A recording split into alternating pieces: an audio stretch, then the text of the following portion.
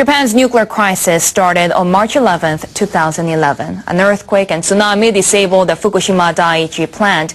Seismologists are trying to figure when the next disaster will hit. They say a powerful quake could strike off a peninsula east of Tokyo. The epicenter is different from the one that triggered the Great Kanto earthquake in 1923. Members of the Geospatial Information Authority of Japan presented their analysis Wednesday at a meeting of the Coordinating Committee for Earthquake Prediction.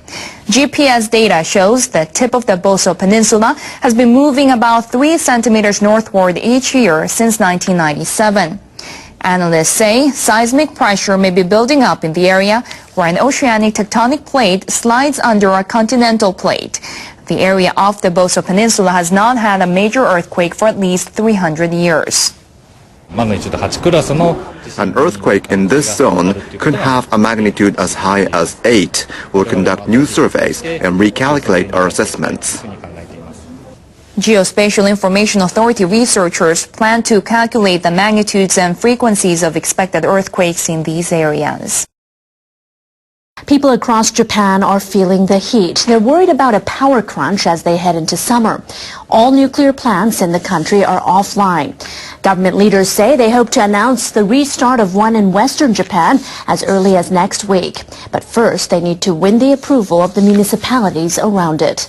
Prime Minister Yoshihiko Noda met with his cabinet ministers in charge of nuclear issues. Chief Cabinet Secretary Osamu Fujimura, Economy and Industry Minister Yukio Edano, and Nuclear Crisis Minister Goshi Hosono. They agreed the leaders of most municipalities near the Oi plant support the restart, though with reservations.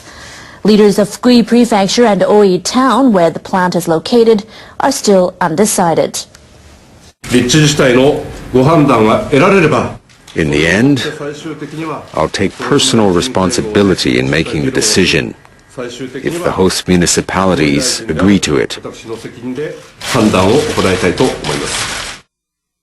The government leaders say they'll send a senior official to the area to reassure residents. They say a powerful quake could strike off a peninsula east of Tokyo.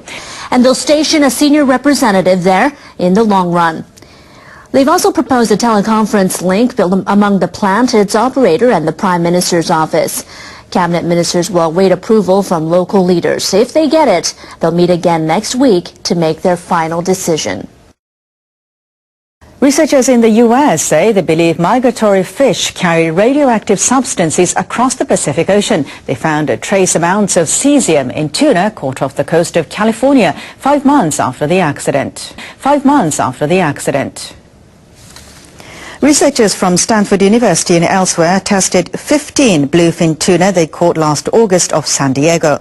They found the fish contained elevated levels of cesium-134. They say the substance is generated only by human activities and was not present in the Pacific before the accident. The researchers say their findings suggest the tuna were most likely contaminated in Japanese waters after the accident. They say the fish then traveled nearly 9,000 kilometers across the Pacific. Still, the researchers say the tuna are still safe to eat.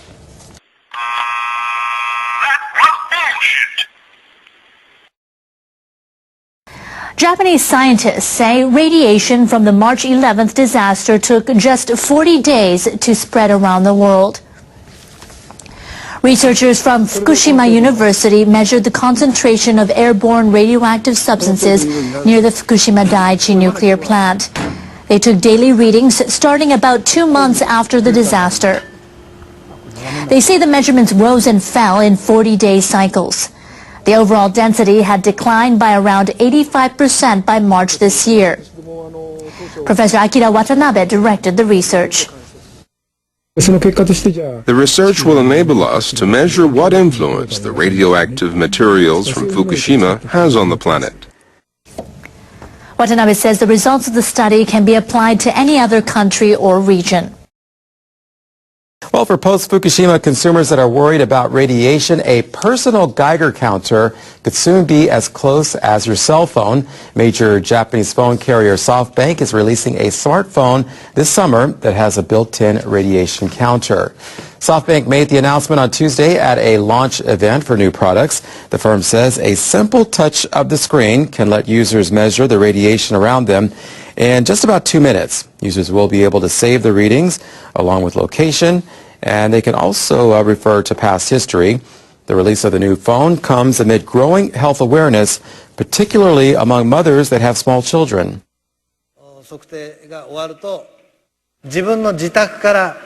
For example, a mother can measure radiation between her home and the child's school and save the data on the phone's map.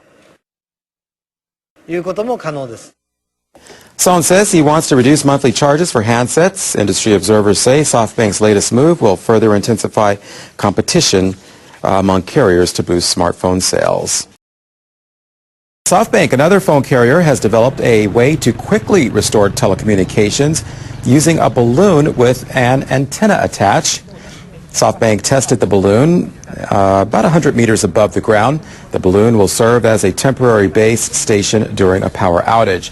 In the test, signals sent from a radio relay vehicle were transmitted to a mobile phone via the floating base station. Phone calls and texting were all tested. SoftBank says the balloon base will allow about 1,000 users within a 5-kilometer radius to use their phones at the same time immediately after a natural disaster. The firm says the balloon base can function almost as well as a conventional base station on the ground. SoftBank is planning to produce more of these antenna balloons and is also considering sharing the technology with other telecom firms. Japanese authorities expanding their investigation into what a Chinese diplomat was doing in Japan. The agriculture minister says the ministry staff will look into reports the former member of China's intelligence services may have been involved in an export project. They'll check for intelligence leaks. Police wanted to speak with the diplomat. They suspect he obtained a registration card for foreigners illegally. He rejected their request for an interview and left Japan last week. Agriculture Minister Michihiko Kano says he may have met the diplomat somewhere, but he says he can't remember in what capacity they met. Kano said he would appoint a panel to investigate the diplomat's involvement with the ministry project to export produce. U.S. researchers say new satellite images show Iranian authorities are doing more to clean up evidence of their nuclear weapons development program. The Institute for Science and International Security released photos suggesting the country is going out of its way to prepare for international inspections. The Institute published images of a military facility near Tehran where the suspected weapons development took place. A satellite took the pictures last Friday. Researchers compare the latest images with those taken in early April. They say 2 buildings have been demolished. They argue that's where Iranian scientists carried out experiments involving powerful explosives used in nuclear weapons. The researchers also say the satellite photos show evidence of Earth displacement and the movement of heavy machinery. The release of the photos follows a meeting last week in Vienna by the International Atomic Energy Agency. IAEA authorities said Iranian workers have been scraping away soil in a bid to clean up the site.